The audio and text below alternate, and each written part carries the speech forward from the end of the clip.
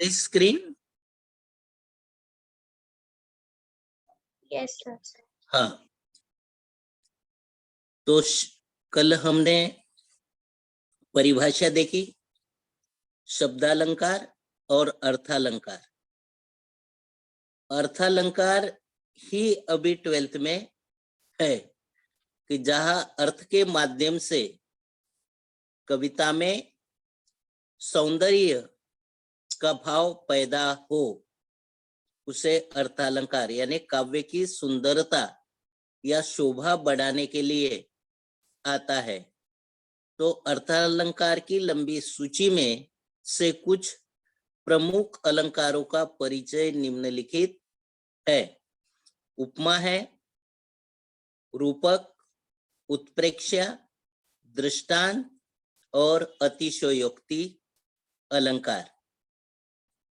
ठीक है, तो तुम्हारे पृष्ठ क्रमांक 30 पर उपमा अलंकार है। तो उपमा अलंकार की परिभाषा देखिए।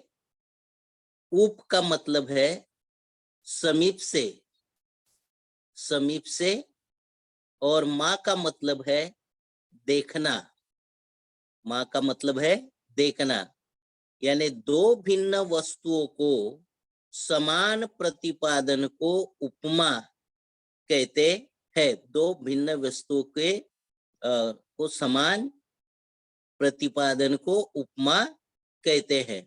तो उपमा अलंकार यानी जब किसी वस्तु या व्यक्ति की विशेषता दर्शाने के लिए उसकी समानता उस गुण में बढ़ी हुई होती है, तो किसी अन्य वस्तु या व्यक्ति से की जाती है तो वह उपमा अलंकार होता है। उदाहरण के तौर पर, निजी जीवन में आप मुझे उपमा मत दो, या आपकी समानता किसी से की जाती है। ठीक है, समझा? आपकी तुलना या समानता किसी से की जाती है, उसे उपमा अलंकार कहेंगे। ओके, परिभाषा समझिए। Yes sir. हाँ, अब देखिए, जैसे उदाहरण के तौर पर सीता का मुख चंद्रमा के समान सुंदर है, तो यहाँ सीता क्या है? उपमा दिए जाने योग्य है। सीता का मुख उपमेय है और सुंदरता उसका साधारण धर्म है। तो चंद्रमा उपमान के समान, वाचक के समान, यहाँ पर वाचक शब्द है। चंद्रमा के समान यहाँ पर वाचक शब्द दिखाया गया है। तो अंत में उपमा अलंकार है। अब उपमा के 3 अंग है। उपमा के 2 अंग क्या है? उपमेय और उपमा। अब उपमेय क्या है और उपमान क्या है, ये समझना उपमा अलंकार में महत्वपूर्ण है पहचानने के लिए। तो जिसकी किसी से उपमा दी जाए, अर्थात उपमा दिए जाने योग्य हो, उपमा दिए जाने योग्य हो। उदाहरण में सीता का मुख यहाँ पर क्या है? चेहरा क्या है? उपमेय है। चेहरा, मुख यानी चेहरा, तो यहाँ पर उपमेय है। और उपमान वह व्यक्ति या वह चीज है कि जिसकी हम उपमा देंगे। अब सीता के मुख को किसकी उपमा दी गई? चंद्रमा की। चंद्रमा क्या है? प्राकृतिक है। यहाँ पर चंद्रमा उपमा दे दी गई है किसको? सीता के मुख को। तो उपमेय और उपमान में संबंध वह संबंध जिससे किसी की तुलना की जाती है, तो वह हुआ उपमान, और जो तुलना के योग्य हो वह हो गया उपमेय। ठीक है। चांद से सुंदर मुख, मुख उपमेय शरीर से संबंधित है और चांद उपमान है। ये समझा? हेलो? Yes, sir. हाँ, तो इसका एक स्क्रीनशॉट ले लो।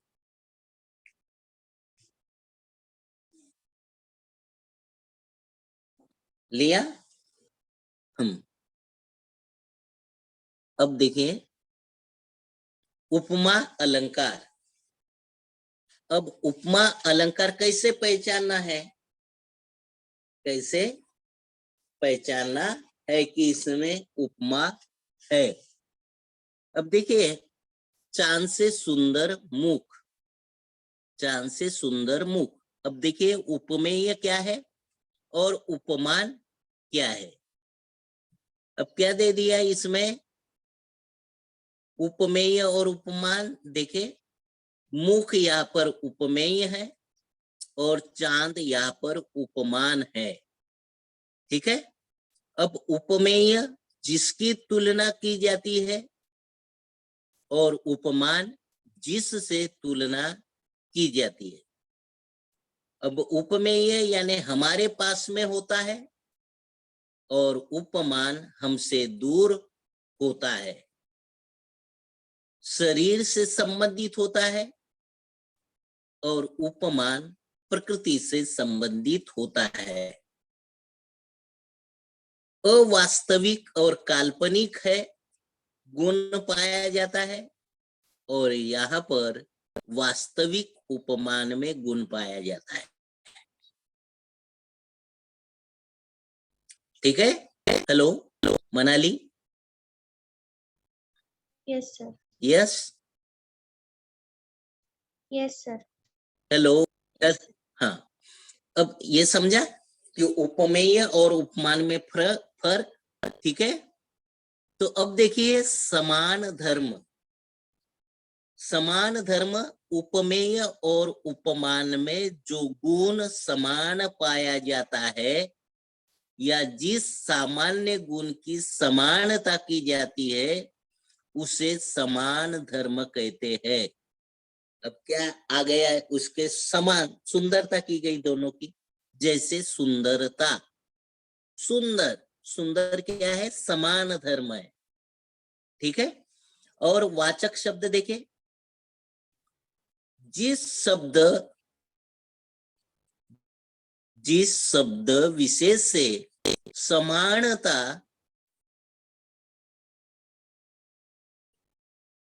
उपमा का बोध हो उसे वाचक शब्द कहते हैं, उसे वाचक शब्द कहते हैं। ठीक है। ओके, के समान वाचक शब्द है। अब पहचानने का कैसे पहचानना है? देखिए, अब उसको उपमा अलंकार कैसे पहचानना है? काव्य पंक्तियां दी जाए तो देखिए इसमें जिससे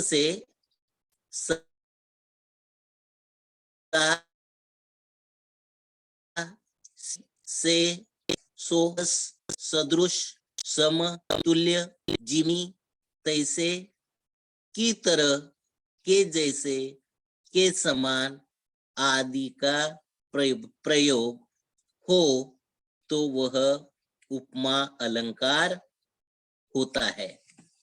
उपमा अलंकार होता है। समझ में आ गया? हेलो? Yes, sir. हाँ। अब तुम्हारे पाठ्य पुस्तक में पृष्ठ क्रमांक 30 पर देखिए,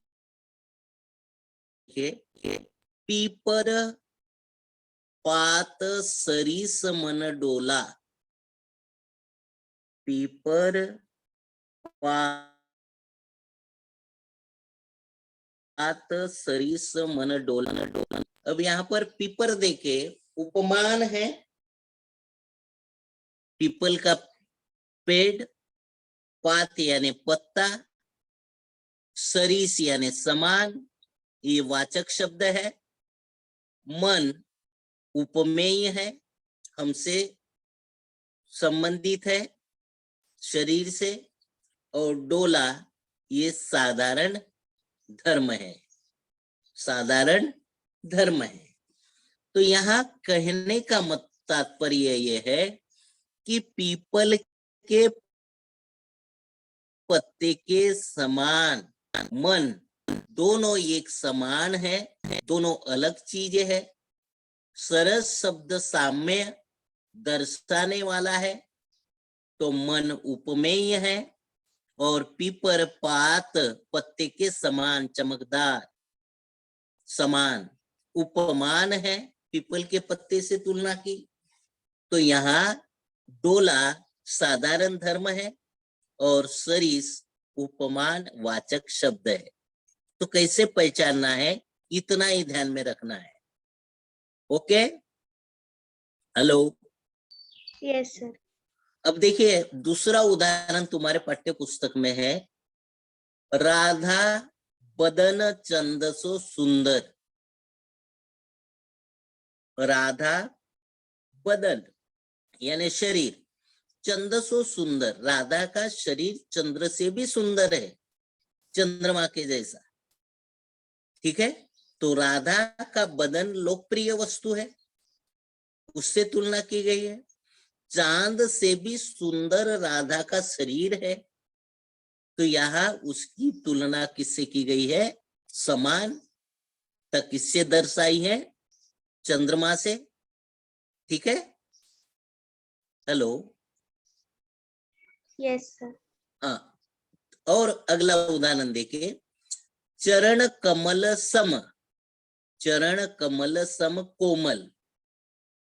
अब देखिए चरण यानी पैर, कमल कमल के समान, सम यानी सदृश समान, कोमल है मृदु है। तो कमल के समान हमारे चरण है, तो दो शब्दों से तुलना की गई है, सम शब्द आया है। ठीक है, तो ऊपर कैसे पहचानना है ये दे दिया। अब अगला शब्द देखिए, अगला उदाहरण, जिय बिनु देह यानी बिना जीव का देय। जीव यानी हृदय, बिना जीव यानी यहाँ पर देखें, और नदी बिन वारी, वारी, और तैसे ही अनाथ, अनाथ यानी जिसके माता पिता नहीं है उसे अनाथ, कोई नहीं। पुरुष बिनु नारी यानी नारी के बिना पुरुष अनाथ है। नदी के बिना जल है, ठीक है, और बिना जीव का देह है, और बिना पुरुष के नारी है। ठीक है, नारी के बिना पुरुष अनाथ। तो इस तरह से यहां पर क्या है, वारी यानी जल, जल बिना नदी, नदी बिना जल। ठीक है, तो इस तरह से ये भी क्या है, उदाहरण उपमा अलंकार का है।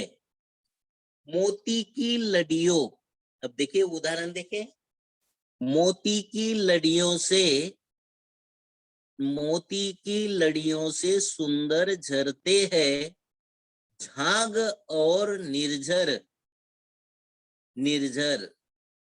ठीक है, तो देखिए यहाँ पर निर्झर यानी झरना, पानी का झरना, झाग यानी पर्वतों के ऊपर से झाग भरे यानी फेन नीचे क्या होते हैं, गिरते हैं, झड़ जाते हैं, पानी का गिरना। तो वो कैसे दिखाई देते हैं, मोती की लड़ियों से, यानी मोती की लड़ियां जिस प्रकार की होती है, सुंदर झरते हैं, झाग भरे निर्जर झरने। तो यहाँ पर झरते हैं मुख्य विषय है। काव्य पंक्ति से स्वच्छ झरने को मोती की लड़ियों से तुलना की गई है।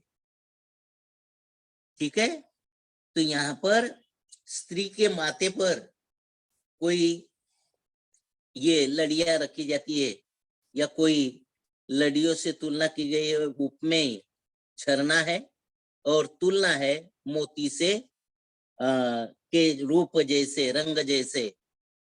ठीक है, हेलो। Yes sir. अब उदाहरण देखिए, कई उदाहरण मैंने समझने के लिए तुम्हें दिए हैं पाठ्य पुस्तक के अलावा।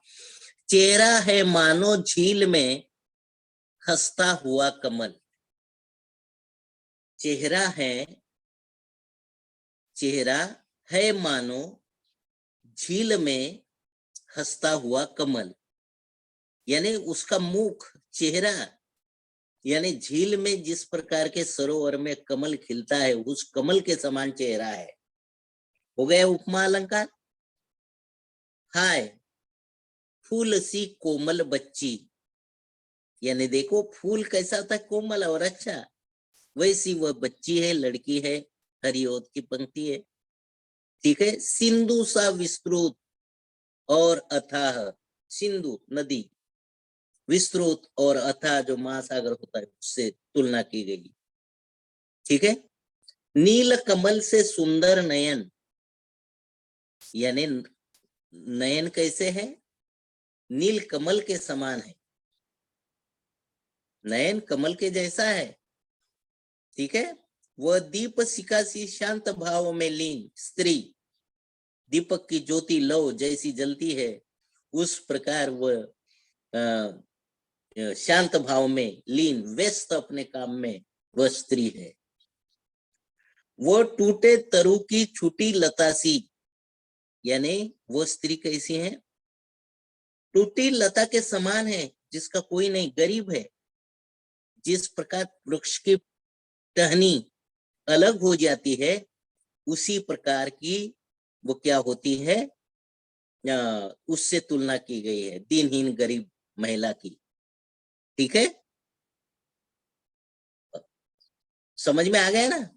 पेट की वृक्ष की टहनी जिस प्रकार सूख जाती है, मुरझा जाती है, वो अलग हो जाए पेट से, तो गरीब और वह भी महिला, पत्थर तोड़ने वाली या गरीब महिला जो होती हैं उससे तुलना की गई।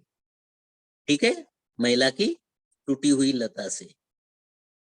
अब 11वां उदाहरण देखें, उसमें नहीं है तो तुम्हारे पाठ्य पुस्तक में ही है। ऊंची नीची सड़क, बुढ़िया के कुबड़ सी, नंदन सी फूल उठी छोटी सी कुटिया मेरी, है उदाहरण। Hello, yes sir. हाँ, तो ये भी क्या है, ऊंची नीची जो सड़क होती है, कुबड़ निकला जैसा, तो उस सड़क से तुलना की गई है, किससे, बुढ़िया की। बूढ़ी स्त्री होती है, कुबड़ निकली हुई, या नंदन सी फूल उठी कुबड़ उसका, और छोटी सी ये कुटिया मेरी, छोटी सी कुटिया में वो क्या है, रहती है। तो यहाँ पर उपमा अलंकार का प्रयोग है। समझा? हेलो, तो उपमा यस कैसे सर। पहचानना है समझ में आ गया? ठीक है ना। उपमा और उपमेय समान धर्म और वाचक शब्द। स्क्रीनशॉट ले लो।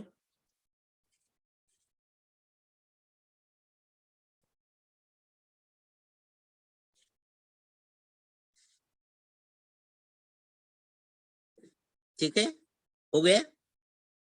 यस। हाँ, अब देखिए रूपक अलंकार, पृष्ठ क्रमांक 30 पर ही है। अब रूपक कैसे पहचानना है। अब देखिए, उपमा में हमने क्या देखा, उपमेय, उपमेय यानी शरीर से संबंधित, बराबर, और उपमान प्रकृति से संबंधित, हमसे दूर, बराबर। अभी यहां देखिए रूपक में उपमेय को उपमान का रूप मानना बिना किसी बाधा के, बिना किसी बाधा के, यानी एक मानना, ठीक है, उसमें भेद नहीं करना है, बिना किसी बाधा के दोनों को एक समान रूप से मानना। समझ रहे हैं ना? हेलो? Yes, sir. हाँ, तो जहां उपमेय का उपमान के साथ अभेद दिखाया जाए, भेद नहीं, अभेद, दोनों में किसी प्रकार का भेद नहीं दिखाया जाए, यानी प्रस्तुत विषय उपमान को में कोई उपमेय और उपमान में कोई भेद न हो, ठीक है, तो रूपक अलंकार में वाचक शब्द नहीं होता। जो वाचक शब्द उपमा में है वो वाचक शब्द इसमें नहीं है। समझ में आ रहा है ना? वाचक शब्द कौन सा है? के समान, के साथ, ठीक है, तो वो इसमें नहीं होता।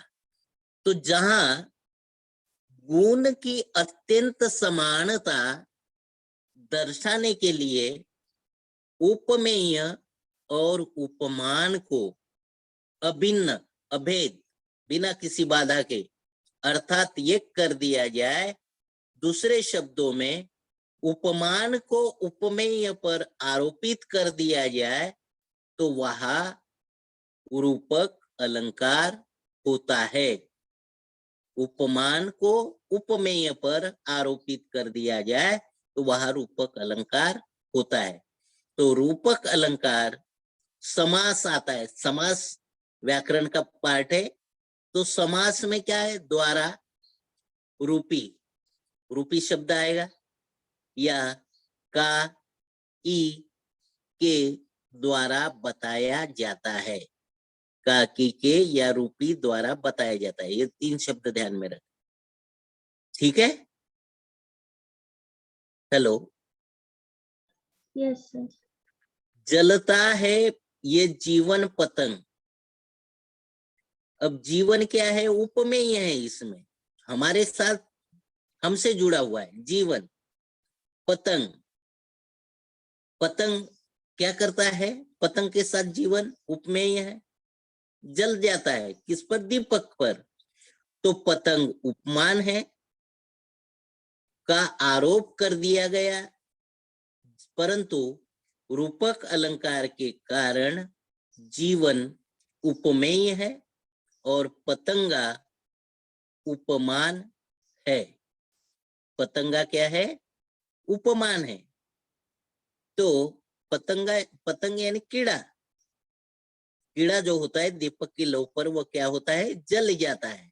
जलना ही उसके जीवन का महत्वपूर्ण कार्य है, क्योंकि वो प्यार में ही जल जाता है। तो आरोप किया गया पतंग उपमान का। समझ में आ गया? यानी यहां पर उपमान को उपमेय पर आरोपित किया। पतंगा उपमान है, जीवन उपमेय पर, तुम क्यों जल रहा है? आरोप कर दिया गया है, इसलिए ये क्या है? रूपक अलंकार है। दो चीजें एक कर दिए, ठीक है? अब देखिए उदाहरण देखिए इसमें है। अब चरण कमल, चरण कमल बंदो हरिराई, ये किसकी पंक्ति है? सूरदास की पंक्ति है। अब देखिए चरण, कमल, चरण यहाँ पर हमसे संबंधित है, उपमेय है, और कमल यहाँ पर उपमेय में योजक लगा है। तो कमल, चरण कमल के समान यहाँ पर तुलना होती है, तो उपमा होता है। लेकिन यह दो चीजें ये कर दी गई, इसलिए ये उपमा अलंकार होगा। चरण सरोज, अब देखिए चरण कैसे है? सरोज, सरोज का मतलब है कमल, कमल। और पखालन लागा, यानी पानी से धोकर मैल साफ करना, पानी से धोकर मैल साफ करना, तो वह कमल के समान और अच्छे दिखने लगे, ठीक है?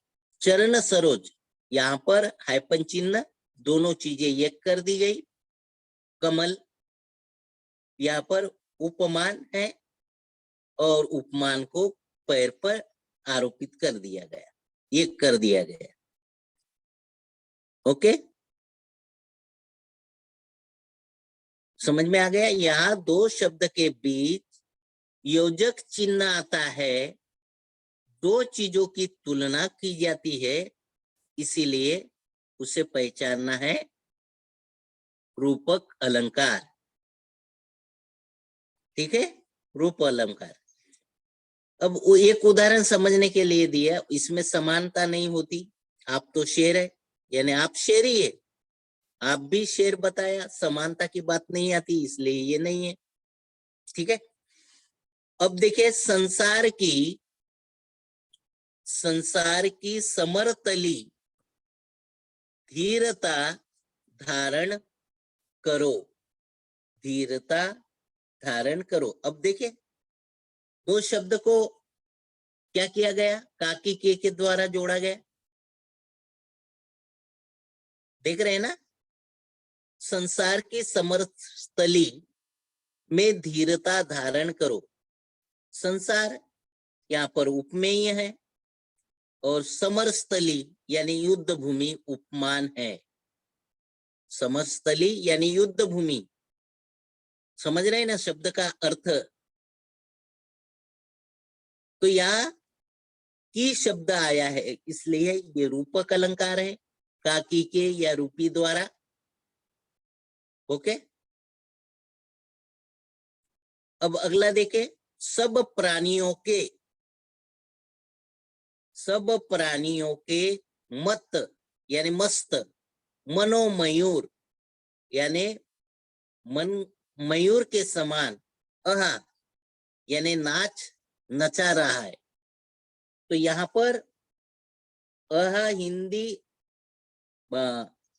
शब्द है, हिंदी, और प्रसन्नता सूचक शब्द है, प्रसन्नता सूचक शब्द है कि मेरा मन मयूर के समान नाच रहा है, के मत।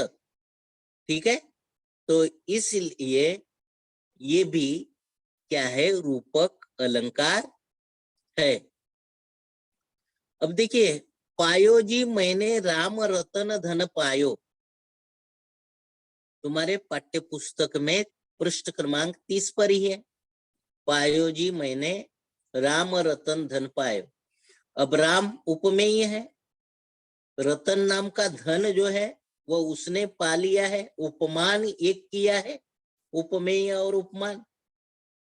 राम नाम मौलिक धन है, वर्णित विषय है, इसीलिए हाइपन चिन्ह भी यहाँ पर आया है, और इसीलिए ये रूपक अलंकार है।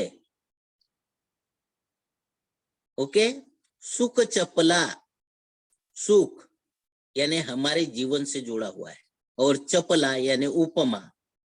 चपलासा, दुख धन में हाइपन चिन्ह लगाए, चपलासा यानी बिजली के सा जैसे, दुख धन में, दुख धन में, दुख धन सा मन कुरंग, मन कुरंग, उलझा है चंचल मन कुरंग। मन कैसा है, उलझा है चंचल मन, मन कैसा है, चंचल है, वो कुरंग यानी हिरन के जैसा। ठीक है, तो इस प्रकार कोई फर्क न होना उसमें, ये इसीलिए ये रूपक अलंकार का उदाहरण है। 8वां उदाहरण देखें समझने के लिए, खिले हजारों चांद, खिले हजारों चांद तुम्हारे नयनों के आकाश में। अब देखें, नयनों के जैसे आकाश नहीं है, तो तुम्हारे नयन कैसे हैं, आकाश कहा गया है, नयनों का आकाश कहा गया है। नयन उपमेय है और आकाश उपमान है, तो यहाँ दोनों एक कर दिया गया है। तो इसीलिए आरोपित कर दिया गया है, इसीलिए ये क्या है, रूपक अलंकार है। समझा? Hello hello. Yes, sir. हाँ, चपला का मतलब बिजली होता है, ठीक है, चमकती है, दामिनी भी कहते हैं। मन का हिरन दुख के बादलों में उलझा हुआ है, और दुख धन में फर्क, कोई फर्क नहीं है। स्क्रीन दिख रही बराबर? 1 मिनट रुकना।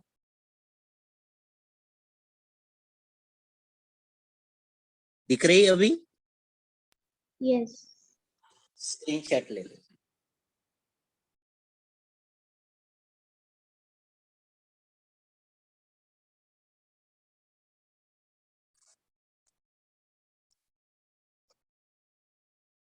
हो गया?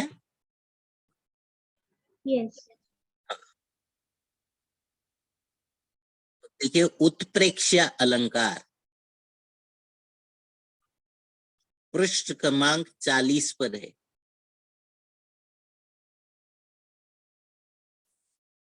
पृष्ठ क्रमांक 40। अब उत्प्रेक्षा अलंकार, उपमेय के न होने पर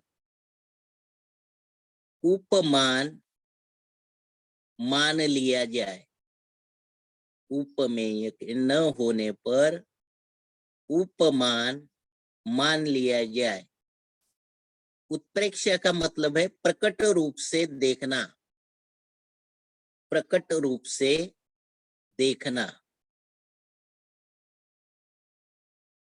ठीक है। उसका विग्रह कर दिया है, उत प्लस प्र अधिक इक्षा, अर्थात प्रकट रूप से देखना, जहां प्रस्तुत उपमेय वस्तु में अप्रस्तुत उपमान की केवल संभावना, संभावना का मतलब है प्रमाणित की जाए या कल्पना की जाए। संभावना का मतलब समझ में आ गया ना? प्रमाणित की जाए या कल्पना की जाए, उपमेय और उपमान में, वस्तु में अप्रस्तुत उपमान की केवल संभावना की जाए, वहां उत्प्रेक्षा अलंकार होता है। अब कैसे पहचानना है उसको, कैसे पहचानना है उपमा अलंकार को? इसके वाचक शब्द है। क्या वाचक शब्द है? ये आए तो समझ जाना है वो उत्प्रेक्षा अलंकार है। क्या शब्द है? मनाली पढ़ो, क्या शब्द है? दिख रही स्क्रीन? Hello, Yes, sir. पढ़ो। मनो, मानो, जनु, जनहु, जानो, मनहु, ज्यो, इव, मेरे, जानते, निश्चय, ही, को बपू, इच्छा से आदि शब्द। संभावना व्यक्त करने के लिए आते हैं, ठीक है। संभावना या कल्पना या प्रमाणित करने के लिए आते, और ये शब्द आए तो समझ जाना है वह क्या है, उत्प्रेक्षा अलंकार है, ठीक है। अब देखिए इसमें कहती हुई, कहती हुई यो उत्तरा के नेत्र जल से भर गए, जल से भर गए, हिम के कणों से, हिम के कणों से पूर्ण मानो हो गए, हो गए पंकज नए। पंकज नए यानी पंकज यानी कमल, ठीक है। पंकज नए यानी कमल, पंकज का मतलब है कमल। अब यहाँ कौन सा शब्द आया है पहचानने के लिए? वाचक शब्द सिंह, हेलो है? हेलो, सिंह गए के रे? हेलो, नहीं है? मनाली, हेलो। यस। हाँ, क्या शब्द आया है इसमें? मानो। मानो शब्द आया है। तो कौन सा अलंकार है? उत्प्रेक्षा अलंकार। निम्नलिखित पंक्तियां दी गई तो उसमें पहचानना है कि ये उत्प्रेक्षा अलंकार है। यहाँ उत्तरों उत्तरा के अश्रुपूरित नेत्र उपमेय है, शरीर से संबंधित है, तथा हिम कणों से पूरित पंकज उपमान है। उपमेय में उपमान की संभावना वाचक द्वारा व्यक्त की गई है। ठीक है, पूरित यानी परिपूर्ण, भरा हुआ, पूरा किया गया, तृप्त किया गया। ठीक है, तो इसका स्क्रीनशॉट ले लो एक।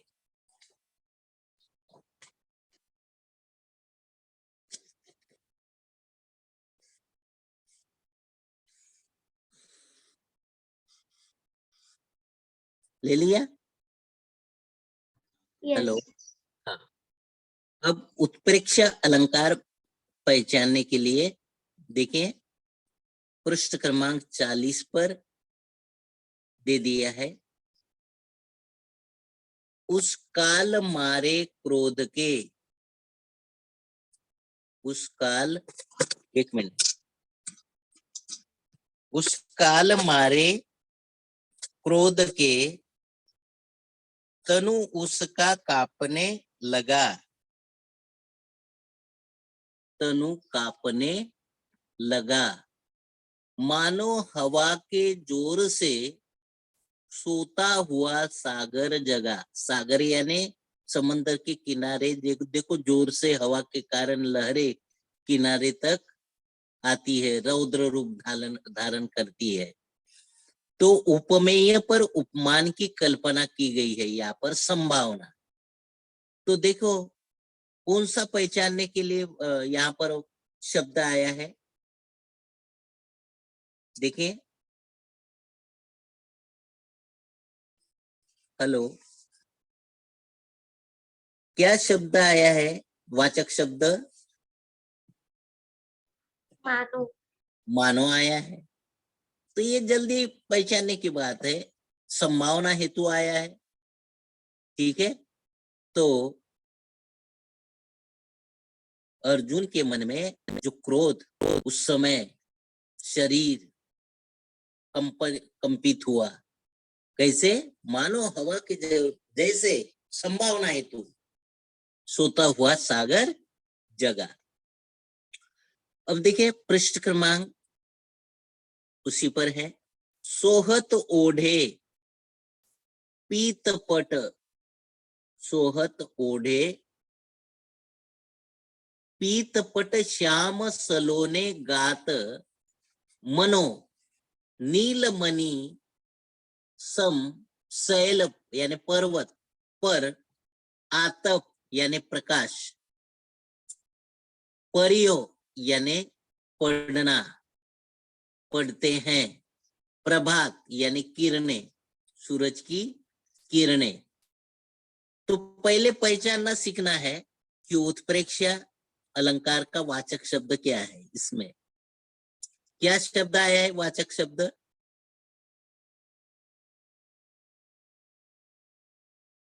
हेलो, मनो। मनो है। तो यहाँ पीतांबरधारी श्री कृष्ण के श्याम शरीर पर प्रातः काल के पीत आतप यानी धूप से सुशोभित सुबह की किरणें नीलमणि पर्वत के स्वरूप की संभावना की गई है, इसीलिए उत्प्रेक्षा अलंकार है। पर्वत पर पड़ते हैं वैसे शोभित होते हैं। ठीक है, अब अगला उदाहरण देखें, नंबर 3। जान पड़ता है नेत्र देख नेत्र देख बड़े बड़े, यानी नेत्र कैसे हैं? बड़े बड़े हैं।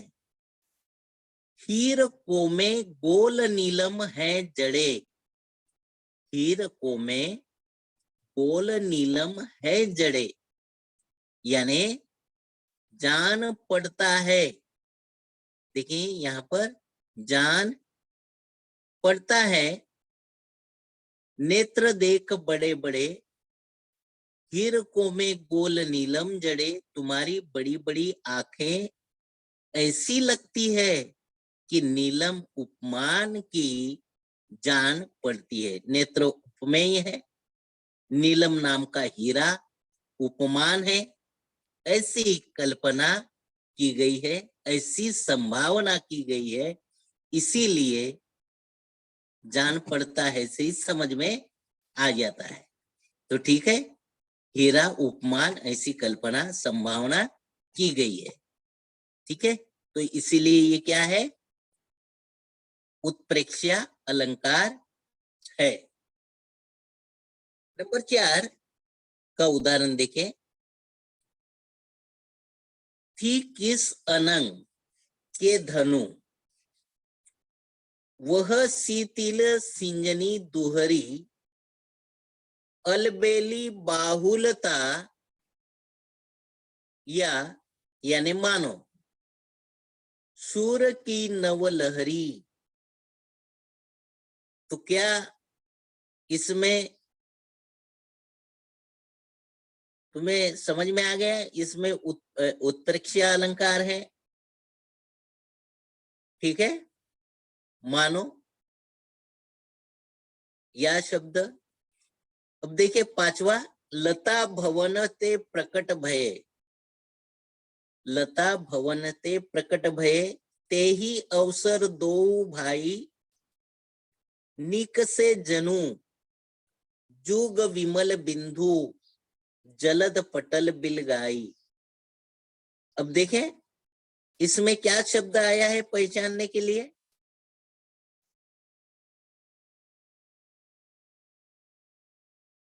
हेलो, जनु। जनु। देखिए अंडरलाइन किया है। तो अगला उदाहरण देखें। झूठे जानी न संग्रही, झूठे जानी न संग्रही, मन मोह निकसे बैन, बैन यानी वाणी विचार, बैन याही ते मानहु, किए बातून को विधि नयन। अब देखिए शब्द आया है मानहु। ठीक है, तो ये उत्प्रेक्षा अलंकार है। उत्प्रेक्षा अलंकार। तो समझ में आ गया तुम्हारे उत्प्रेक्षा अलंकार किसे कहते हैं? हेलो। Yes sir. पहचानेंगे बराबर? पाठ्य पुस्तक में से दिए जाएंगे वो पेपर में, बोर्ड के ऑफलाइन पेपर होगा तो उसमें यही तुम्हारे पाठ्य पुस्तक के लास्ट में दिए हैं, वही आएंगे। उसको क्या करना है? पहचान कर लिखना है। ओके। यस। हाँ, स्क्रीनशॉट ले लीजिए और 1 मिनट रुकना।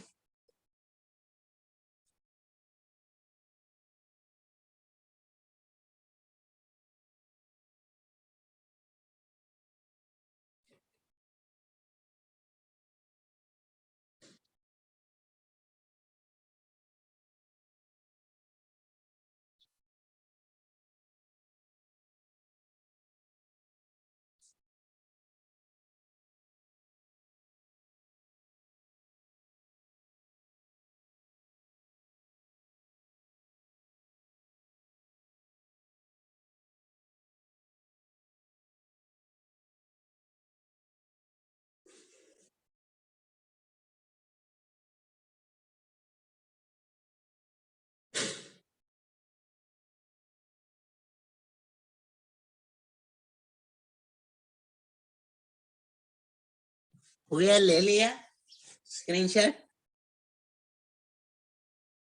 मनाली? Yes sir. अब देखें, दिख रही स्क्रीन? यस। यह है दृष्टांत अलंकार। दृष्टांत अलंकार। अब देखिए पृष्ठ क्रमांक 56 निकालिए, तुम्हारे युवक भारती के पृष्ठ क्रमांक 56।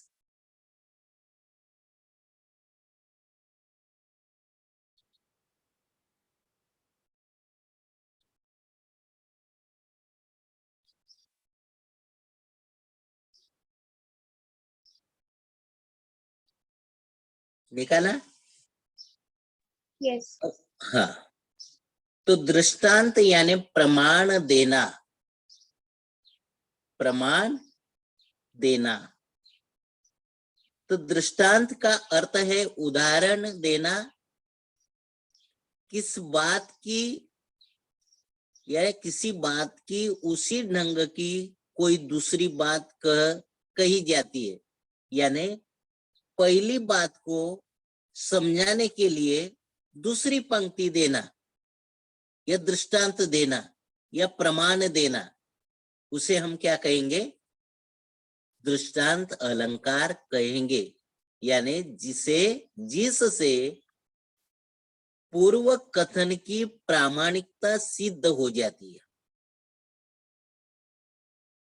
जिससे पूर्व कथन की प्रामाणिकता सिद्ध हो जाती है, अथवा जहां उपमेय और उपमान वाक्यों के साधारण धर्म का बिंब प्रतिबिंब यानी बिंब पर प्रतिबिंबित करना, प्रतिबिंबित यानी उसको पटा देना, भाव हो, वहां दृष्टांत अलंकार होता है। दृष्टांत अलंकार होता है। अब देखो कोई एक आध लड़का मट्ट है, उसको बार बार समझाना पड़ता है, निरंतर समझाना पड़ता है, वो जल्दी उसके दिमाग में बैठता नहीं, जड़मती होता है। तो बार बार समझाने पर, बार बार उसके मन पर वो विचार डालने पर वो क्या हो जाएगा? उसमें निपुण हो जाएगा, होशियार हो जाएगा। उदाहरण देखें, करत करत अभ्यास के, अब देखें, करत करत अभ्यास के जड़मती होत सुजान, जड़मती होत सुजान यानी जड़ बुद्धि वाला, वो क्या हो जाता है? निरंतर अभ्यास के कारण सुजान यानी चतुर, होशियार, बुद्धिमान हो जाता है। क्या है? वो निरंतर प्रयास करेगा, स्टडी करेगा तब। तो पहली बात को दूसरी लाइन के पंक्ति के माध्यम से समझाने के लिए उन्होंने उदाहरण दे दिया। कुआं है, कुएं में बादली को रस्सी बंधा जाती है और रस्सी बांधकर वो बादली, बकेट पानी की खींचने की, वो नीचे डाली जाती है। तो वह बादली में पानी भरा है और वो ऊपर आती है, तो वो क्या हो जाती है? पत्थर पर, शील पर अपने निशान छोड़ती चली जाती है, टकराती है बार बार उसको, वो प्रतिबिंबित हो जाती है। रसरी आवत जात ते सील यानी पत्थर पर परत निशान, यानी उस पर निशान जो है वो छोड़कर चली जाती है। यानी किसी बात में बात की सत्यता प्रमाणित करने के लिए दूसरा उदाहरण दे दिया जाए। तो यहां पर जड़मती के अभ्यास के द्वारा सुजान बनने यानी उपमेय है, व्यक्ति से संबंधित है, वह चतुर बनेगा, को शिक्षा पर रस्सी के निशान पड़ने का वर्णन उपमान है। बिंब प्रतिबिंब भाव सा प्रकट हो रहा है, इसीलिए यह दृष्टांत अलंकार है। समझा? Hello Manali, yes sir. समझ में आ गया ना? यानी ये नहीं है उसमें विस्तृत रूप में, तो समझना है कि कैसे पहचानना है।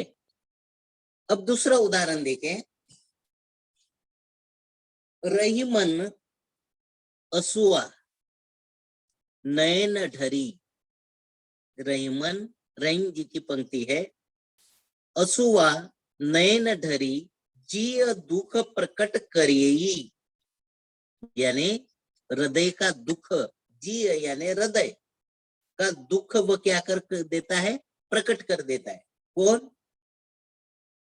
हमारे आंखों के आंसू, अपने दिल की बात, मन की बात, दुख क्या कर देते हैं? प्रकट कर देते हैं। जाही निकारो, गेह यानी जाही यानी जिसको, गेह यानी घर, निकारो यानी निकालना। जिसको घर से निकाल देते हैं, कर देते हैं अनाप शनाप, तो वो घर से निकल जाता है। ते कसन भेद कही दे, यानी वो क्या कर देता है? यहाँ पर कवि रहीम कहते हैं कि घर से निकाल देने पर हमारे घर की खानदान की भेद को क्या है? कसन भेद कह दे, यानी बता दे। तो ये बताना नहीं चाहिए, लेकिन वो दुखी होता है, ये होता है, तो वो बता देता है ना? तो यहाँ पर पहली बात को दूसरी बात को प्रमाणित, पहली बात का समर्थन करने के लिए यहाँ पर दूसरी लाइन दे दी गई है कि मनुष्य अपने हृदय का दुख जो है वो दूसरों के पास में आंसुओं के द्वारा प्रस्तुत कर देता है। उसी प्रकार घर का व्यक्ति अपने घर के भेद को कहीं नहीं देना चाहिए, लेकिन वो कह देता है और खानदान की इज्जत को मिट्टी में मिला देता है। तो दिल की बात अपने दिल में दबा कर रखना, यो ही बेपर्दा न करना, और बेपर्दा हो गया तो हंसी क्या बात हो जाती है। हमारे दुख जो है वह निजी अमानत है, इसे सहेज कर रखना चाहिए, संभल कर रखना चाहिए। तीसरा उदाहरण देखें। सबे सहायक सबल। अब सबे यानी सभी, सहायक यानी सबल, यानी जो बलवान है उसके क्या होते हैं? उन्हीं का साथ देते हैं। जो सक्षम है लोग उन्हीं का साथ देते हैं।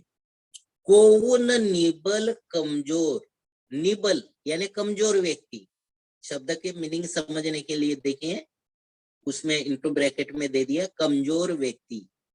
साय यानी निर्बलों का कोई सहायक नहीं होता, कमजोरों का कोई साथ नहीं देते। हमेशा दुनिया का दस्तूर है, रिवाज है कि हम क्या करते हैं? उन्हीं का साथ देते हैं कि जो समाज के बलवान लोग हैं, उन्हीं के पीछे चले जाते हैं। ठीक उसी प्रकार पवन जगावत, यानी पवन यानी हवा, जगावत यानी प्रज्वलित करना, वह आग को प्रज्वलित करती है, और वही हवा दीप ही देत बुझाए, यानी दीप को वही हवा आग को धधकाती भी है, और वही हवा दीप को बुझा भी देती है। दीप ही देत बुझाए, यानी पहली बात का समर्थन करने के लिए दूसरी लाइन प्रमाणित कर दी गई, इसीलिए वह कौन सा अलंकार हो गया? हेलो, कौन सा अलंकार? दृष्टांत अलंकार। यानी सभी व्यक्ति बलवान के सहायक होते हैं, निबल के कोई सहायक नहीं होते। इसको समझाने के लिए, समर्थन करने के लिए, प्रमाणित करने के लिए दूसरा उदाहरण दे दिया गया है पवन का। ठीक है? Hello, yes sir. हाँ, तो तुम्हारे 56 पेज पर है ये। ठीक है, अब देखिए चौथा उदाहरण देखिए वहां पर, एक म्यान में दो तलवारें, एक म्यान में दो तलवारें कभी नहीं रह सकती। कभी रहती है क्या? दो तलवारें जाएगी क्या उसमें? म्यान में नहीं जाएगी। तो इसको समझाने के लिए देखिए, किसी और पर प्रेम पति का, यानी घर की स्त्री को छोड़कर किसी स्त्री पर प्रेम करना, नारियां नहीं रह सकती है। तो दो नारियां एक साथ रहेगी? हेलो, एक म्यान में दो तलवारें असंभव है। दो नारियों के साथ रहने पर क्या हालत होती है? हम समाज में कई उदाहरण देखते हैं। तो इसीलिए एक पुरुष दो नारियों के साथ नहीं रह सकता है। उदाहरण में एक म्यान में दो तलवारें नहीं रह सकती। इसी तरह ये भी दृष्टांत अलंकार का उदाहरण है। ठीक है, समझा? यस। अब देखिए हम अभी अतिशयोक्ति अलंकार, स्क्रीनशॉट ले लो।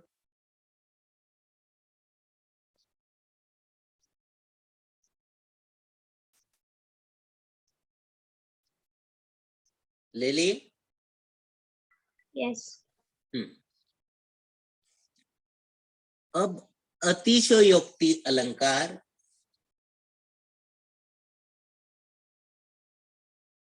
दिख रही स्क्रीन? यस। तो अतिशय, अति यानी अतिशय, अधिक उक्ति अर्थात कही गई बात, यानी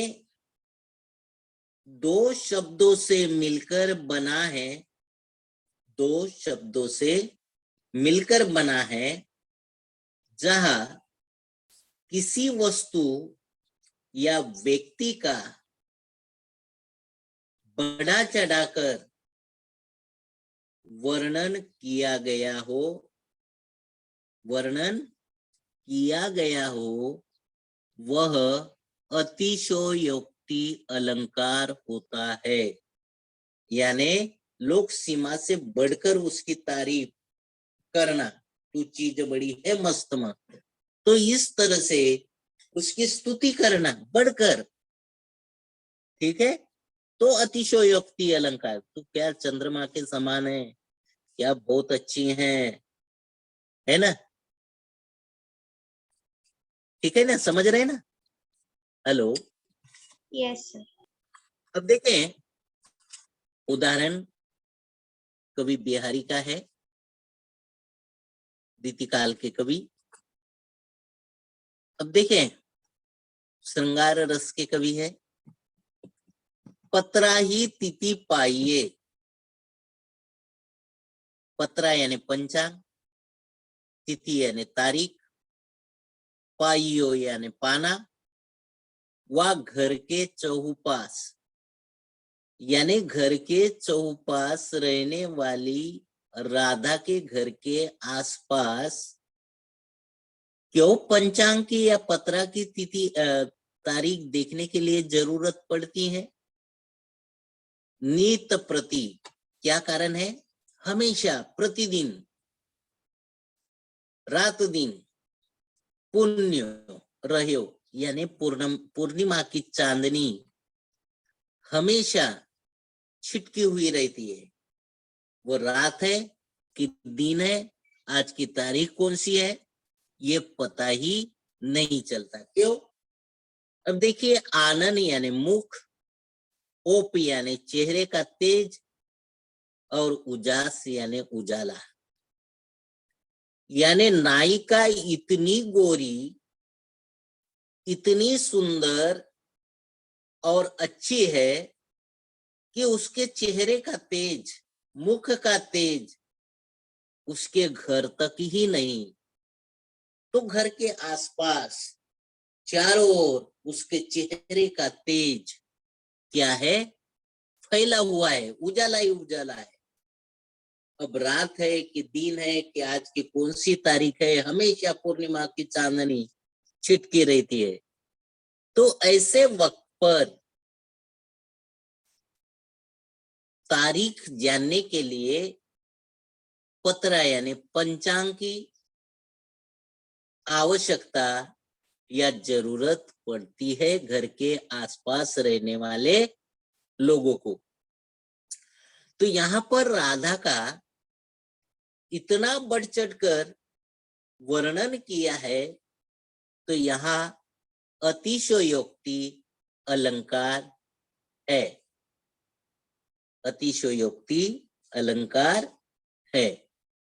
समझ में आ गया पहला उदाहरण, पृष्ठ क्रमांक 56। यस। हाँ, अब देखिए दूसरा उदाहरण दूसरा उदाहरण देखते हैं। हनुमंत की पूंछ में, हनुमंत की पूंछ में लग्न पाई आग, लग्न पाई आग, लंका सगरी जल गई, गए निशाचर भाग।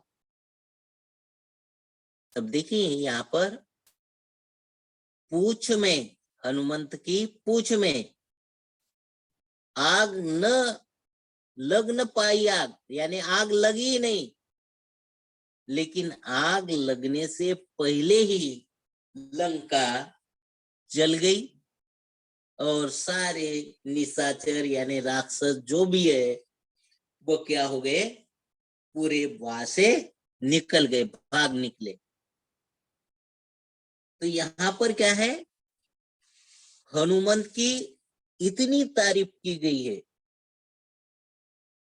ठीक है, कि बढ़ चढ़कर उसकी तारीफ की गई है, इसलिए वह आग लगने से पहले ही निशाचर भाग गए। इतना हनुमंत का क्या है, उसकी तारीफ की गई है। Okay, hello. Yes sir. अब नंबर 3 का उदाहरण देखें, पृष्ठ क्रमांक 56 पर ही है। पड़ी अचानक नदी अपार, पड़ी अचानक नदी अपार, घोड़ा उतरे कैसे पार, राणा ने सोचा इस पार, तब तक चेतक था उस पार।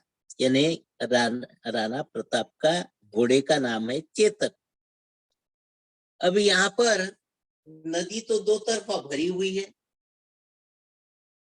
नदी दो तरफा भरी हुई है, तो यहाँ पर राणा जी सोच में गिर जाते हैं कि घोड़ा उस पार कैसे पहुंचा, नदी तो पूरी भरी हुई है, अपार है, लेकिन पड़ी अचानक नदी अपार, घोड़ा उतरा कैसे पार, यानी पार कैसे चला गया। राणा ने सोचा इस पार, तब तक चेतक था उस पार। तो यहाँ राणा प्रताप की सोच से बढ़कर घोड़े की सोच अधिक बढ़कर कही गई, यानी राणा जी सोच में पड़ गए कि घोड़ा उस पार, नदी में तूफान है, फिर भी घोड़ा उस पार कैसे गया, कैसे जाएगा, इस सोच में पड़ गया। तो राणा की सोच से घोड़े की सोच यहाँ पर बढ़ चढ़कर कही गई है, इसलिए ये क्या है, अतिशयोक्ति अलंकार है। ठीक है, हेलो। तो यस सर। अतिशयोक्ति अलंकार मैंने 2 उदाहरण इसमें दे दिए समझने के लिए। देख लो साकेत नगरी, देख लो साकेत नगरी है यही, स्वर्ग से मिलने गगन में जा रही, स्वर्ग से मिलने गगन में जा रही। साकेत नगरी स्वर्ग से मिलने के लिए जा रही है। तो साकेत नगरी ऊंचे ऊंचे भवन, आकाश की ऊंचाई छूते हुए दिखाई दिया, तो यहाँ अतिशयोक्ति अलंकार का प्रयोग है।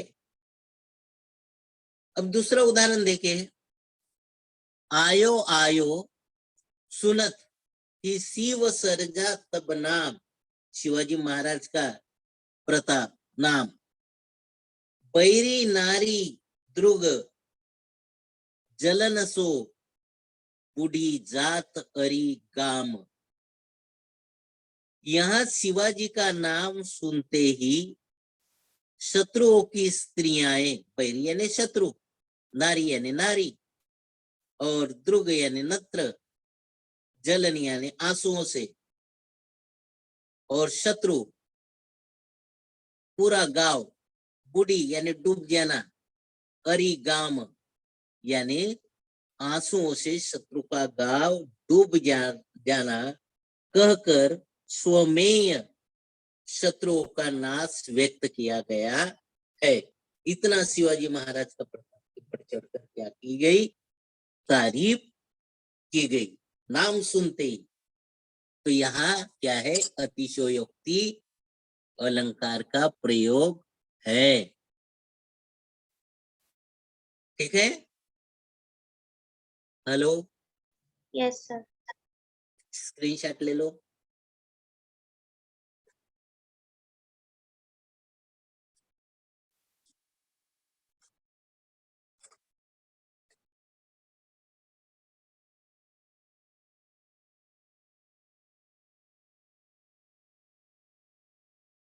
हो गया? यस। अब देखें, तुम्हें अतिशयोक्ति में एक अन्योक्ति अलंकार है, ये समझने के लिए केवल, बाकी अलंकार तुम्हारे पाठ्य पुस्तक के हो गए। अब देखें, अतिशयोक्ति अलंकार में अनोक्ति अलंकार यानी अन्नोपदेश, यानी ये बात जिसका अर्थ साधर्म के विचार से दूसरे पर क्या किया जाए, घटाया जाए। ठीक है, तो अतिरिक्त अध्ययन के लिए जहां किसी उक्ति के माध्यम से किसी अन्य को कोई बात कही जाए, वह अन्योक्ति अलंकार होता है। कथन कई और निशाना कई और रहता है। तो फूलों के आसपास रहते हैं फिर भी कांटे उदास, फूलों के आसपास कांटे रहते हैं, तो इसमें फूल सुख सुविधा या प्रेमिका का प्रतीक है, तो कांटे दुखी प्राणियों के प्रतीक है। अतः यहाँ सुख से घिरे दुखे प्राणियों को संबोधित किया है। उदाहरण देखें, नहीं पराग नहीं मधुर, मधुर नहीं विकास यही काल, अली कली ही सो बंधो आगे कौन हवा। इसमें कली और भवरे के माध्यम से नव विवाहित राजा जय सिंह को कर्तव्य निष्ठा की प्रेरणा दी गई। अब देखें, कली पर भवरे मंडराते हैं, तो राजा भी नव विवाहित स्त्री है। राजा कई रानियों के साथ, बीवियों के साथ प्रेम करता है, यानी शादी करता है, और नव विवाहित स्त्री के इसमें वो फंसा हुआ रहता है, तो राजकाज की तरफ उसका उस कर्तव्य निष्ठा की उसे जिम्मेदारी का वहन वह नहीं कर पाता है। तो बिहारी ने यह दोहा उसे लिखकर भेजा था, उसे समझाने के लिए। तो यहाँ अन्योक्ति अलंकार वह कहा गया है। जिन दिन देखे वे कुसुम यानी फूल, गई सुबीती बहार, अन अब अली रही गुलाब में, यानी मुरझा फूल कुसुम, बाहर उसकी चली जाती है, वह कुमला जाता है, तो अंदर अली गुलाब के अंदर रहती है। अपत कटीली डार, तो यहाँ एक हिरन के बहाने से सांसारिक आकर्षणों के जाल का वर्णन किया गया।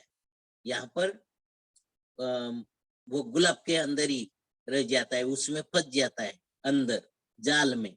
तो इस प्रकार की यहाँ पर अन्योक्ति अलंकार, अतिशयोक्ति अलंकार में ही अन्योक्ति अलंकार है। माली आवत देखकर कली करी कलियां करी पुकार, फूली फूली चून लई काल हमारी बार।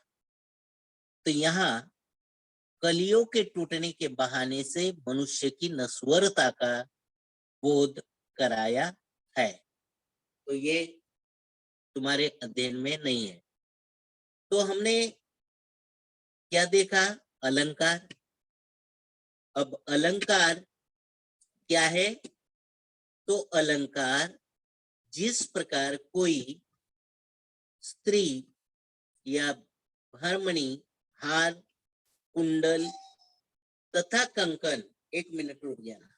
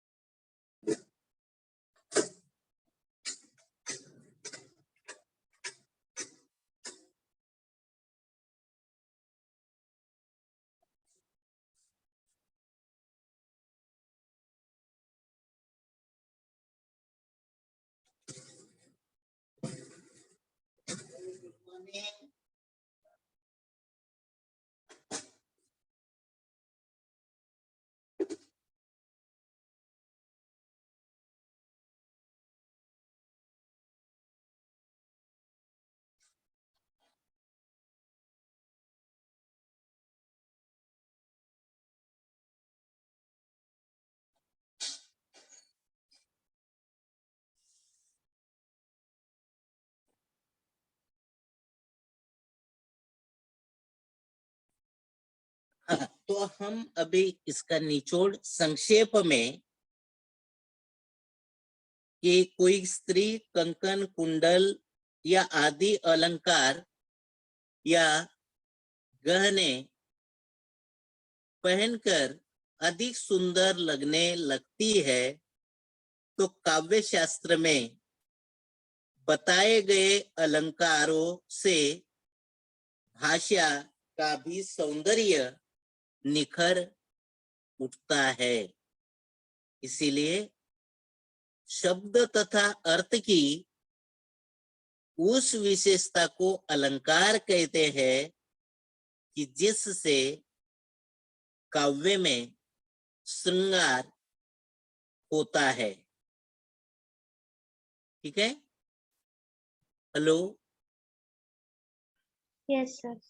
हाँ, तो श्रृंगार होता है यानी शब्द और अर्थ काव्य के शरीर, रस, आत्मा और अलंकार, कंकन, कुंडल आदि आभूषणों के समान है। तो भेद है शब्दालंकार यानी जहां शब्दों में सौंदर्य हो वह शब्दालंकार, और अर्थालंकार यानी जहां शब्दों में चमत्कार न हो अपितु अर्थ में हो तो वह अर्थालंकार है। वह क्या है? अर्थालंकार है। अब उदाहरण में हम देखें कि तुम्हारी कविता है गुरुबानी, पता है गुरुबानी?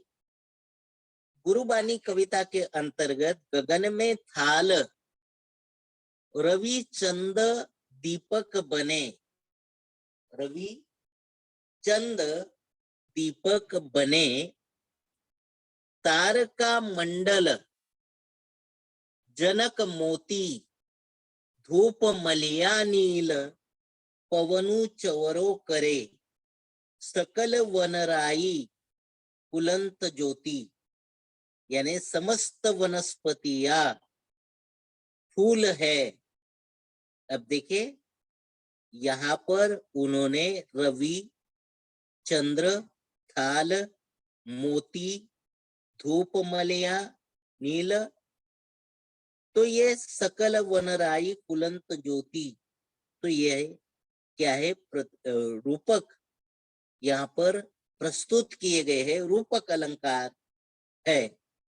सच हम नहीं, सच तुम नहीं, मृत हुआ जो वृंत से झरकर कुसुम, यानी फूल मुरझा जाता है, वृंत से यानी डंठल से गिर कर, झर कर, कुसुम यानी फूल गिर जाता है, तो वह क्या होता है? उपमा अलंकार का प्रयोग होता है। तो तुम्हें केवल उदाहरण वो किसमें से आएंगे? पाठ्य पुस्तक में से ही आएंगे। उसको अच्छे से क्या करना है? पढ़ना है। ठीक है? हेलो? Yes sir. हाँ, अब अपने पास आधा घंटा है। अब देखिए तुम्हें व्याकरण का ही एक पार्ट रस तो हो गया। अभी क्या रह गया? व्याकरण हो गया complete. Manali? Hello? Yes sir. काल परिवर्तन बराबर लिखेंगे, वाक्य शुद्धिकरण बराबर लिखेंगे।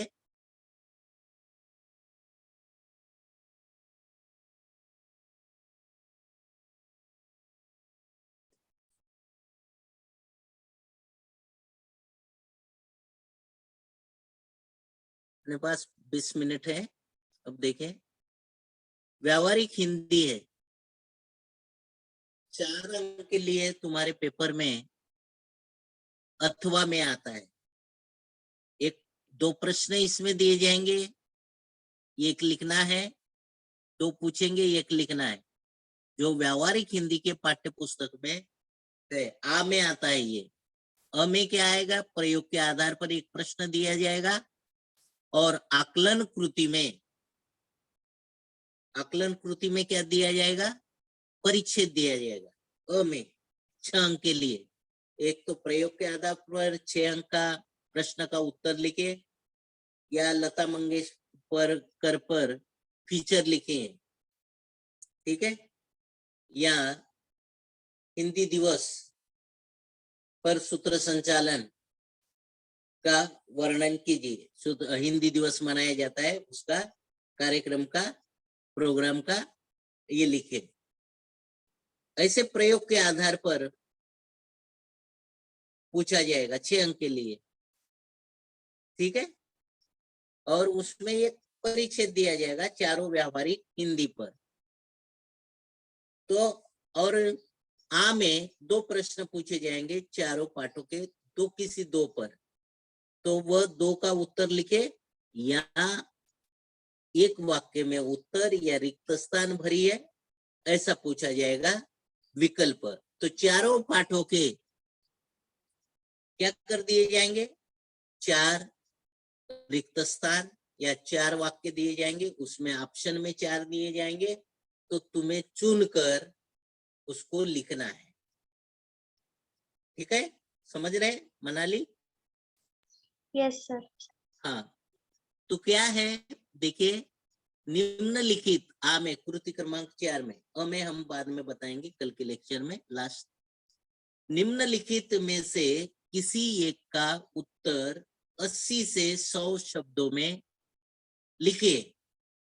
तो 2 पूछेंगे, एक लिखना है, प्रश्न 2 रहेंगे 4 अंक के लिए। तो सबसे बेटर अच्छा जो रहेगा, 4 जो पढ़ेंगे तुम, पल्लवन, फीचर लेखन, मैं उद्घोषक और ब्लॉग लेखन, ये 4 ही हैं। तो चारों पाठों पर 4 वाक्य दिए जाएंगे, उसको लिखना है। पाठ पढ़े व्यावहारिक हिंदी के, तो तुम्हें लिखना आना चाहिए कि कौन सा इसका उत्तर है, वो उत्तर लिखना है, विकल्प। ठीक है? तो पल्लवन में देखें, पल्लवन निर्माण में एक महत्वपूर्ण भूमिका तैयार करता है। क्या भूमिका तैयार करता है? स्टार मार दिया है पहले से ही। व्यक्तित्व निर्माण में, है ना? उत्तर देखे एक जैसा लगता है कंफ्यूजन में, तो लेकिन हमें उत्तर लिखना आना चाहिए। हमारे डैश डैश की दृष्टि से पल्लवन उपयुक्त है। विकास की दृष्टि से, कि व्यक्तित्व की दृष्टि से, कि करियर की दृष्टि से? समझ रहे हैं ना? Hello, yes sir. हाँ। अब नंबर 3 देखे, पल्लवन विवेक, बुद्धि और ज्ञान मानव की संपदा है डैश डैश। अब इसमें दे दिया है शारीरिक, सामाजिक, बौद्धिक और आर्थिक। तो यहाँ पर बौद्धिक पर स्टार है, वह लिखना है। नंबर 4, शारीरिक विकास के साथ साथ डैश डैश विकास भी आवश्यक है। शैक्षिक, बौद्धिक, मानसिक और सामाजिक। क्या उत्तर आएगा? बौद्धिक। ठीक है। नंबर 5, कई लोग डैश डैश पल्लवन को एक मानने की गलती करते हैं। इसमें कहानी, निबंध, एकांकी, कविता। इसमें निबंध में पहले ही आया है। ठीक है। नंबर 6, पल्लवन लेखन के कथन में पुरुष का प्रयोग करना चाहिए। कौन से पुरुष का? उत्तम, मध्यम, अन्य, इनमें से कोई नहीं। किसमें? किसमें माने? हेलो, अन्य पुरुष में है ना? पल्लवन लेखन अन्य पुरुष में है। मैं और हम उत्तम पुरुषवाचक है, वह और वे, तू और तुम, वह और वे मध्यम, तू और तुम अन्य पुरुष में, इनमें से कोई नहीं। तो अन्य पुरुष में वह करना चाहिए। पल्लवन का अर्थ है, क्या है मनाली?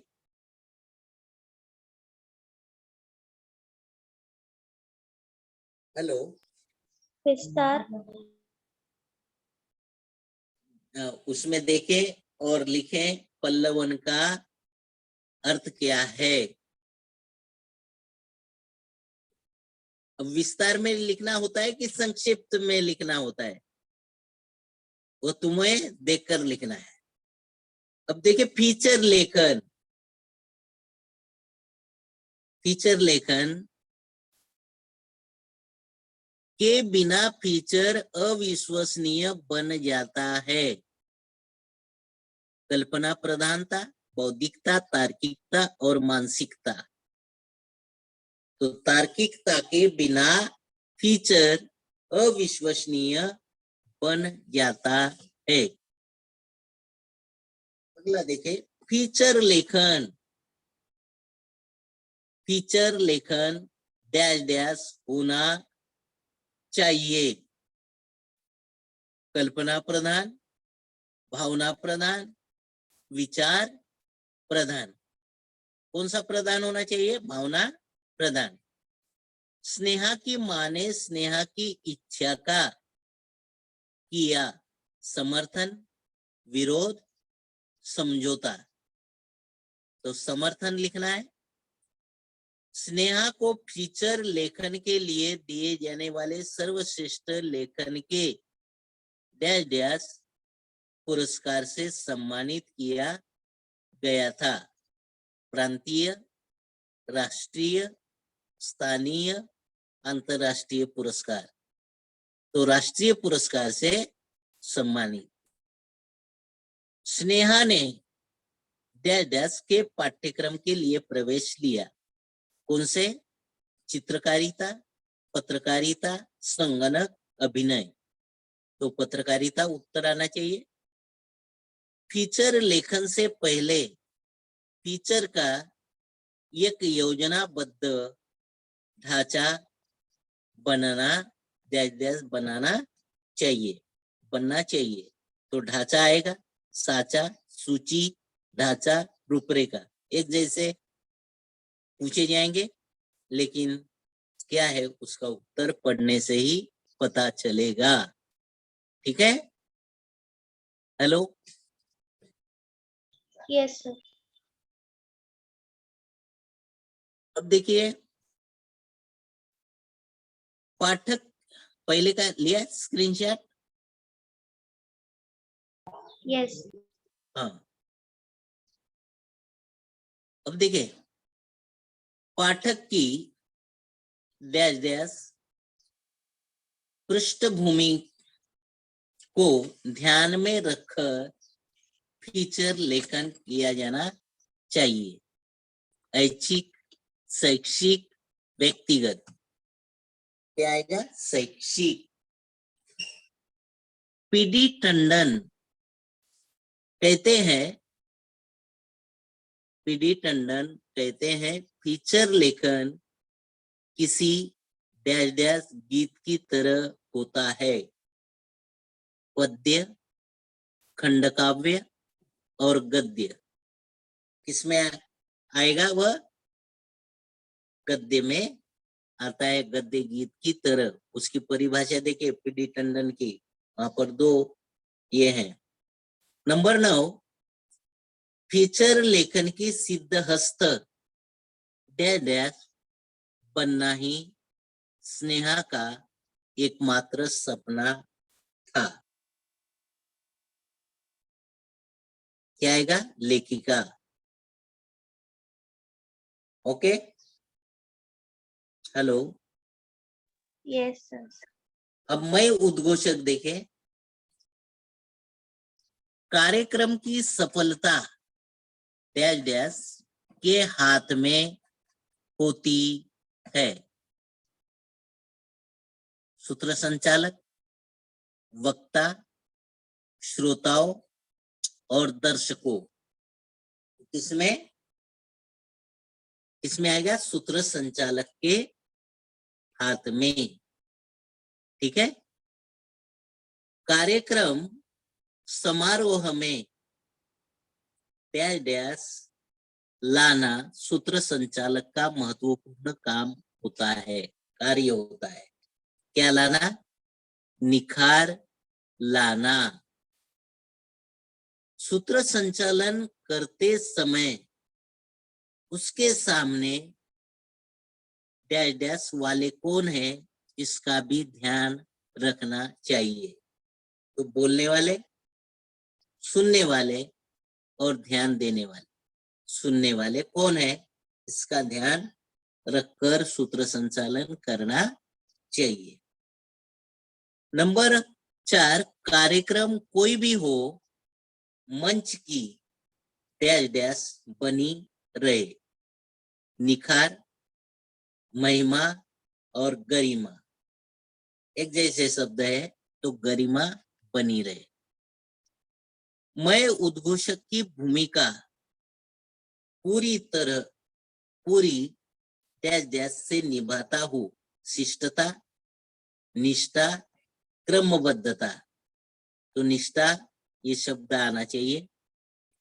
किसी भी कार्यक्रम में डैश डैश संचालक की बहुत अहम भूमिका होती है। इस पर पंच, संच और मंच संचालक की बहुत अहम भूमिका होती है। भाषण देने के लिए मंच पर जाते ही मेरे हाथ पैर थरथराने लगे। वह डैश डैश लगे, घबराने, थरथराने, लड़खड़ाने। तो थरथराने लगे। नंबर 8, रोचकता और विभिन्न संदर्भों का समावेश कार्यक्रम में डैश डैश लगा देते हैं। क्या लगा देते हैं? 5 चांद, 6 चांद, 4 चांद। मनाली? 4 चांद। 4 चांद लगा देते हैं। मेरे कार्यक्रम का डैश डैश जिज्ञासा भरा होता है। क्या जिज्ञासा भरा होता है? आरंभ। जिज्ञासा भरा यानी उत्सुकता भरा, जानने के लिए इच्छुक। ठीक है, आरंभ जिज्ञासा भरा होता है। मंच संचालक डैश डैश जोड़ने का काम करता है। सूत्र संचालक डैश डैश जोड़ने का काम करता है। किसको? मनाली? किसको जोड़ने का काम करता है?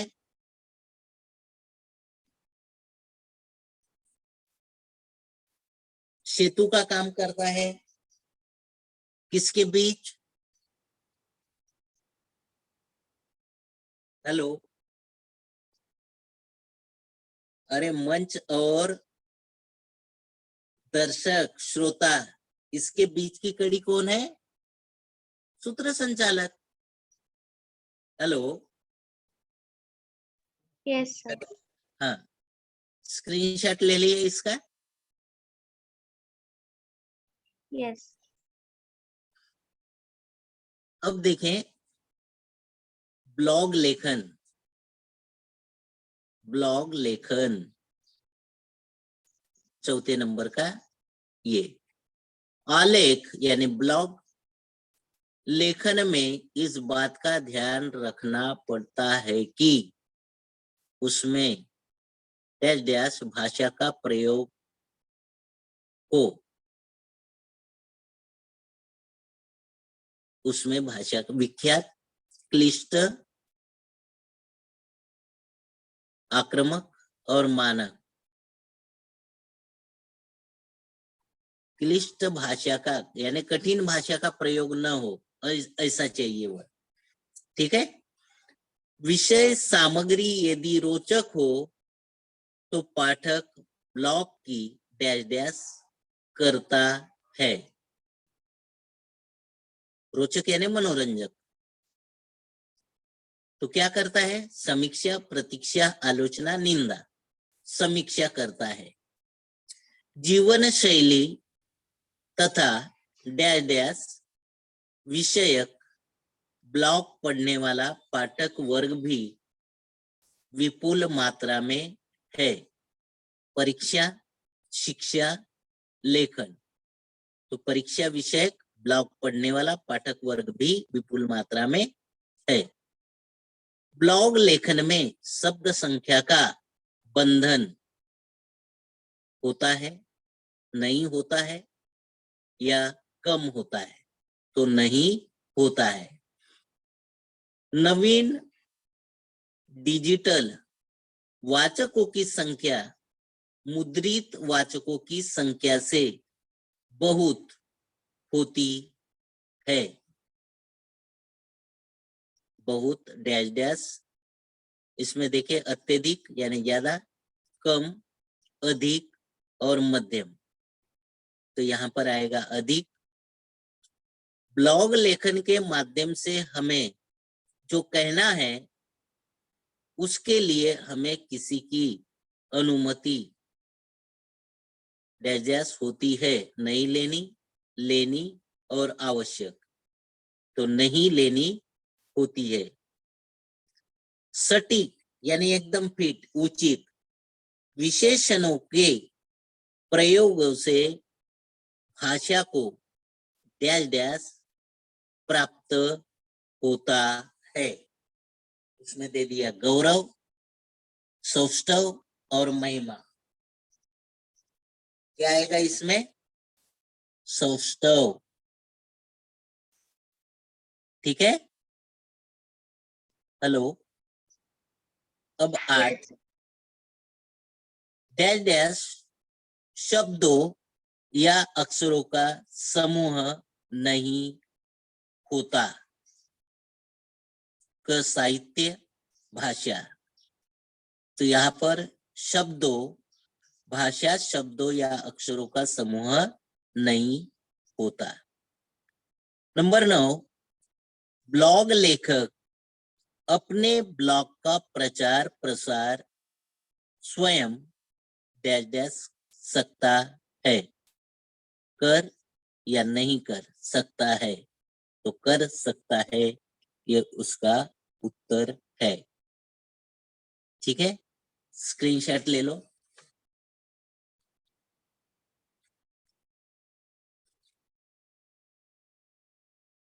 हो गया? यस। अब देखें, प्रश्न है 80 से 100 शब्दों में लिखने के लिए पल्लवन की प्रक्रिया पर प्रकाश डालिए। पल्लवन की विशेषताएं लिखिए।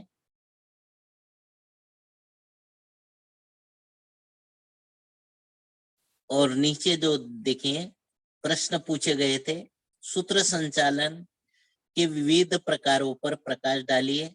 अगस्त में जो पेपर निकला था 2021 का पेपर है क्या रे तुम्हारे पास में? Hello Manali, no sir. Paper और उसका मूल्यांकन तालिका, बोर्ड का पेपर और उसका बोर्ड का ही उत्तर पत्रिका मैं तुम्हें कल शेयर कर देता हूँ, उसका पीडीएफ ले लेना। ठीक है, यानी Yes. कैसे लिखना है वो तुम्हें पता होगा। तो ये इतने प्रश्न 4 अंक के लिए देखना है और रिक्त स्थान चारों पाठों पर देखना है। एक तो ये करे, नहीं तो वो करे। ठीक है, ये ध्यान में आ गया? यस। हाँ, तो ये 4 अंक के लिए या अथवा में वो 4, तो वो 4 मैथमेटिक्स के जैसे है, अंक मिलेंगे 4 के 4, सही उत्तर लिखेंगे तो तुमको क्या करना है वो ध्यान में रखे। ये चारों पाठों पर के पाठ के लास्ट में इसी में से ही प्रश्न आएंगे 2।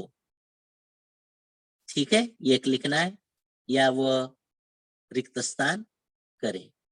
अब देखिए ये प्रश्न है, ये तो हो गया व्यावहारिक प्रयोग के आधार पर। व्यावहारिक प्रयोग के आधार पर तुम्हें दे दिए जाएंगे। ये प्रश्न है, पेपर में पूछा गया था। कब? 2021 में नेता द्वारा किए गए चुनाव प्रचारों के दौरान चुनावी वचनों पर फीचर लेखन कीजिए या निम्नलिखित संवाद पढ़कर सूचना के अनुसार कृतियां पूर्ण कीजिए। एक तो 6 अंक के लिए प्रश्न का उत्तर लिखे प्रयोग के आधार पर, नहीं तो आकलन कृति जो है 6 अंक पर आकलन कृति आएगी, चौकट भरी है, उत्तर लिखिए, कारण लिखिए या शब्द संपदा और अभिव्यक्ति। अब ठीक है, 6 अंक के लिए या प्रयोग के आधार पर एक प्रश्न। तो ये प्रश्न प्रयोग के आधार पर, व्यावहारिक प्रयोग के आधार पर ध्यान में रखना है। ठीक है, ढाई आकर प्रेम का पड़े सो पंडित होए पल्लवन कीजिए। लालच का फल बुरा होता है, इस उक्ति पर विचार पल्लवन कीजिए। भारत के अंतरिक्ष कार्यक्रम पर फीचर लेखन कीजिए। लता मंगेशकर पर फीचर लेखन कीजिए या अपने कनिष्ठ महाविद्यालय में मनाए जाने वाले हिंदी दिवस समारोह का सूत्र संचालन कीजिए या अथवा शहर के प्रसिद्ध संगीत महोत्सव का मंच संचालन कीजिए या अपने शहर की विशेषताओं पर ब्लॉग लेखन कीजिए या ग्रामीण समस्याओं पर ब्लॉग लेखन कीजिए। ठीक है, हेलो, यस सर। तो इसका स्क्रीनशॉट ले लो।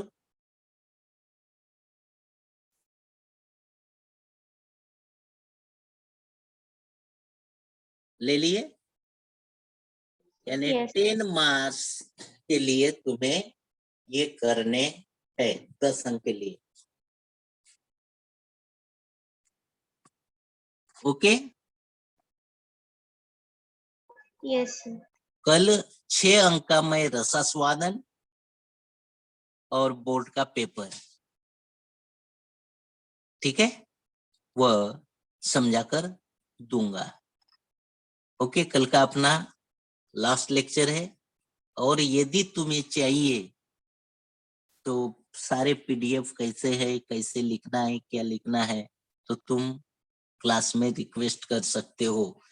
कल का दिन मेरे तुम्हारा लास्ट लेक्चर है, अगर तुम्हें चाहिए तो तुम रिक्वेस्ट कर सकते हो, ठीक है।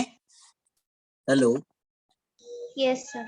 हाँ, तो आज के लिए इतना ही, अभी मेरा कॉलेज का लेक्चर है, ठीक है।